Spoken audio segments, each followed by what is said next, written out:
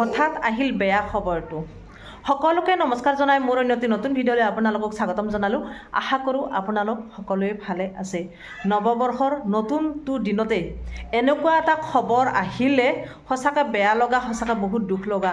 যাৰ নামেই পৰিচয়, যিয়ে আমাক হাঁহিৰে হহুৱাই থাকে, আমি যাৰ হাঁহিত মগ্ন হৈ থাকোঁ, যাৰ হাঁহিত হাঁহি থাকোঁ, আৰু যিটো সময়ত অসমবাসী আগতে ভাৰতবাসীয়ে পিকনিক খোৱাত ব্যস্ত, নিজকে লৈ ব্যস্ত, নতুন বৰ্ষ উদযাপন কৰিছে, বহুতে বিভিন্ন ধৰণে ব্যস্ত হৈ পৰিছে, আৰু সেইটো সময়তে এনেকুৱা এটা খবৰ আহিল, সঁচাকৈ বহুত দুখৰ খবৰ, এটা ভাবিব নোৱাৰা এটা খবৰ ভাহি আহিছে।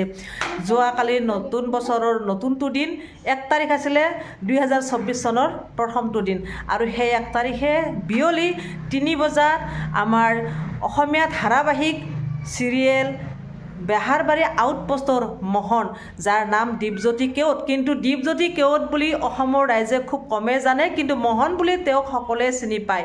আৰু সেই মহনে যোৱাকালি বিয়লি 3 বজাত হঠাৎ তেওঁ হেল্থ চিটিত ভৰ্তি হ'ল, আৰু হেল্থ চিটি হাস্পাতালত ভৰ্তি হ'ল এইটো কাৰণে ডক্টৰে ততাতৈয়াকৈ তেওঁ চিকিৎসা কৰিলে, অস্ত্ৰোপচাৰৰ অৰ্ডাৰ কৰিলে, অস্ত্ৰোপচাৰ হ'ব বুলি ক'লে, আৰু অস্ত্ৰোপচাৰটো অলৰেডি হৈয়ে গ'ল কালিয়ে, আৰু তেওঁৰ হৃদৰোগত আক্ৰান্ত বুলি তেওঁক ঘোষণা কৰিলে ডক্টৰে। আৰু সেই হৃদৰোগত যদি আক্ৰান্ত কৰিছে, হৃদৰোগত থকা 2টা হীৰা, আৰু সেই হীৰা দুটা, এডাল হীৰা 90%ৰ ওপৰত ব্লক হৈছে বুলি কৈছে। খুব দুখৰ কথা নহয়নে? আৰু এডাল হীৰা 70%ৰ ওপৰত ব্লক হৈছে। চ' তেওঁৰ উশাহ নিশাহ লোৱাত বহুত কষ্ট হৈ আছিলে। আজি কেইদিনমানৰ পৰা তেওঁ খুবেই দুৰ্বল অনুভৱ কৰি আছে। এখন যিগতে চিৰিয়েল কৰি আছে বা অভিনয়ত মানে সোমাই আছে, আৰু অভিনয় কৰা মানুহখিনি যিটোকে ব্যস্ত হৈ পৰে, নিজৰ দেহত বা জীৱনত কিবা এটা হ'লেও তেওঁলোকে প্ৰকাশ কৰিব নোৱাৰে, বাধ্য হৈ পৰে। মানুহৰ কথা ভাবি সমাজৰ কথা ভাবি সমাজক হহুৱাবলৈ গৈ নিজৰ দেহৰ কথা আচলতে মোহনে পাহৰি গৈছে। অভিনয় কৰি থাকোঁতে তেওঁ হাতখন খুব বিষাই আছিল, আজি কেইদিনমানৰ পৰা বিষাই আছে, আৰু উশাহ নিশাহ লোৱাটো খুবেই কষ্ট বুলি তেওঁ অনুভৱ কৰি আছে। চ' কালি জল্দি গৈ হেল্থ চিটিত তেওঁ কালি বহুতেই বেছি হৈ গৈছিল তেওঁৰ প্ৰব্লেমটো, আৰু হেল্থ চিটিত যেতিয়া তেওঁ ভৰ্তি হ'ল, তাৰে ডক্টৰে লগে লগে চিকিৎসা কৰি অস্ত্ৰোপচাৰৰ কথা ক'লে, আৰু তেওঁৰ যে হৃদৰোগত আক্ৰান্ত বুলি ঘোষণা কৰিলে, আৰু হৃদৰোগৰ সেই হীৰা দুটাৰ কথা কৈ দিলে। সঁচাকৈ বহুত দুখ লগা নহয়নে?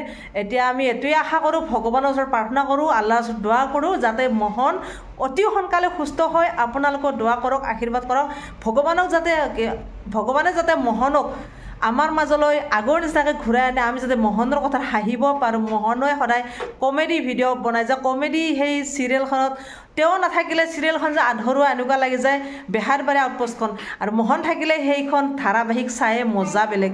আৰু সেই মহনৰ কাৰণে হয়তো বহুত সৰু ল'ৰা ছোৱালীও চায়, কাৰণ মহনৰ সেই ডাইলগ, মহনৰ সেই কথাই সকলোকে আপ্লুত কৰি দিয়ে। তেওঁৰ কথা, তেওঁৰ হাঁহিত আমি সকলোৱে হাঁহি যাওঁ। তেওঁ যিটো অজলা ভাৱত থাকে, এই চাউণ্ডটো, এই শব্দটোৱে আমাক বেছিকৈ আপ্লুত কৰি দিয়ে। সেই ডাইলগটো আমি কেতিয়াও পাহৰিব নোৱাৰোঁ। গতিকে তেওঁ আকৌ আগৰ নিচিনাকৈ আহক বুলি ভগৱানৰ ওচৰত প্ৰাৰ্থনা কৰোঁ, সুস্থ হওক, অতি সোনকালে সুস্থ হওক, আৰু সেই হৃদযন্ত্ৰত থকা যি হীৰা দুডাল অতি সোনকালে যাতে মুকলি হয়, ভাল হয়, সেইটোৱে কামনা কৰোঁ, আৰু ভগৱানৰ ওচৰত প্ৰাৰ্থনা কৰোঁ, আল্লাহৰ ওচৰত দোৱা কৰোঁ, যেন ডক্টৰেও তেওঁক অতি সোনকালে সুস্থ কৰি তুলিব পাৰে, ভগৱানে সোনকালে সুস্থ কৰি দিয়ক, সেই কামনা কৰি আজি মই মোৰ ভিডিঅ'টো সামৰিছোঁ। আজিলৈ বাই বাই।